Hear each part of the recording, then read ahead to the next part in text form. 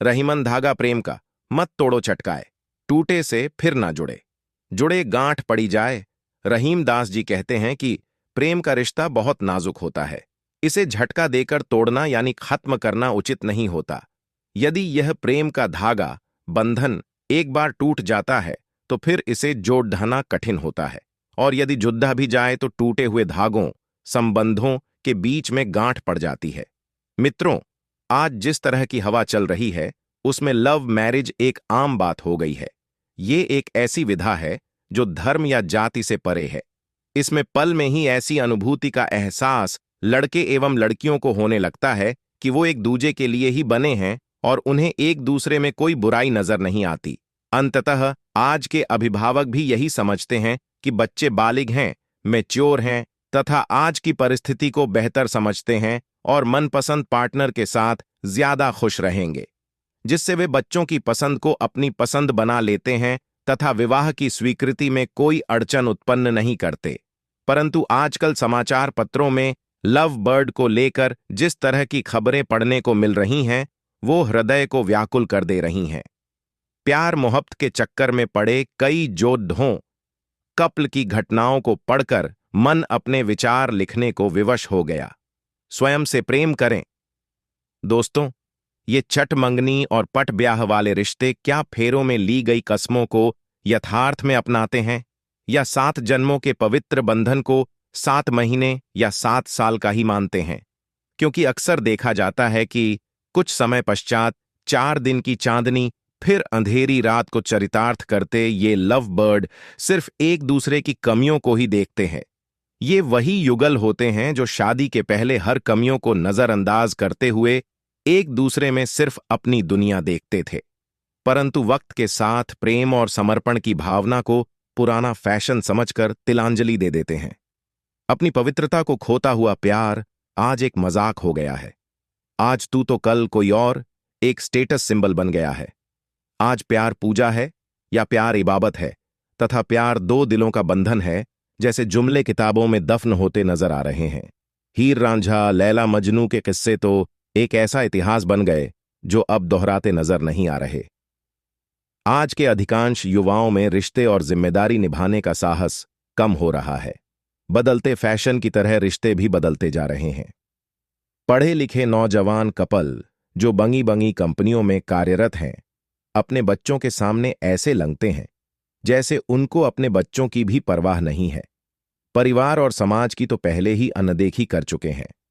बच्चों की कोमल भावनाएं कितनी प्रभावित हो रही हैं इसका अंदाजा भी नहीं है। घरेलू अशांति के दुष्प्रभाव। मित्रों, आज के समाचार पत्र में एक हृदय विदारक किस्सा पढ़कर मन वीडियो बनाने के लिए मजबूर हो गया। एक होनहार बच्ची जो डॉ बनना चाहती थी, उसने इसलिए आत्मदाह कर ली क्योंकि उसके पिता उसकी मां को मारते थे और अक्सर झगंगा होता रहता था। वो बच्ची पुलिस के पास भी गई, परंतु पुलिस ने भी लंकी की बात नहीं सुनी।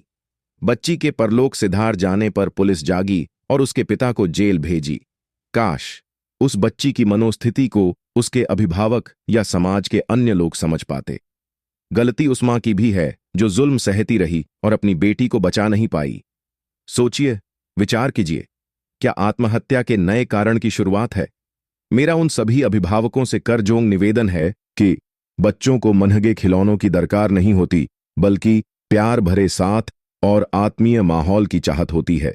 सर्वविदित है कि बच्चे अधिकांशतः परिवार से देखकर ही सीखते हैं। खास तौर से अभिभावकों के व्यवहार पर उनका पूरा जीवन बनता है। अतः आप जिनको इस दुनिया में लाए हैं, उनके प्रति अपनी जिम्मेदारी निभाइए। वो खुद नहीं आए हैं, आप लाए हैं उनको। पार्टनर में किसी एक को दोषी ठहराना मेरा मकसद नहीं है। ताली दोनों हाथ से बजती है, रोटी भी दोनों तरफ से सिकी होती है, तभी अच्छी लगती है। मेरा उन सभी अभिभावकों से निवेदन है जो अपने परिवार में दिन रात कलह झगड़े का वातावरण बना रहे हैं, कृपया अपने अनह के व्यवहार से बच्चों की कोमल भावनाओं को आहत न करिए। दुनिया में सबसे खूबसूरत पल होता है अपने बच्चों को मुस्कुराते हुए देखना। यकीन मानिए, जब आपको पता चले कि उनकी मुस्कुराहट के पीछे का कारण आप हो, तो आपको जो खुशी मिलेगी वो कुबेर के खजाने से कम नहीं होगी। एक जापानी कहावत है कि एक पिता की अच्छाई पहाड़ से भी ऊंची होती है। एक माँ की अच्छाई समुद्र से भी अधिक गहरी होती है। प्यार की परिभाषा समझना जरूरी। आजकल तो प्यार का एक नया ही रूप बहुत तेजी से बढ़ रहा, जिसमें एक तरफा चाहत को प्यार का नाम देकर कुछ मनचले न सुनने पर लड़कियों पर तेजाब फेंक देते हैं। कुछ तो स्वयं को ही आहत कर लेते हैं। ये कैसा प्यार है जो सिर्फ तेजाबी मानसिकता को ही समझता है। परिवार या समाज की परवाह न करते हुए धर्म और जाति से परे प्यार की दुहाई देने वाले कुछ लव बर्ड के अमानवीय किस्से तो रूह को कंपा देने वाले हैं। मन भर जाने के बाद लंकी के साथ हैवानियत भी कांप जाए, उससे भी खतरनाक सुलूक करने का किस्सा अक्सर अखबारों में छाया हुआ है।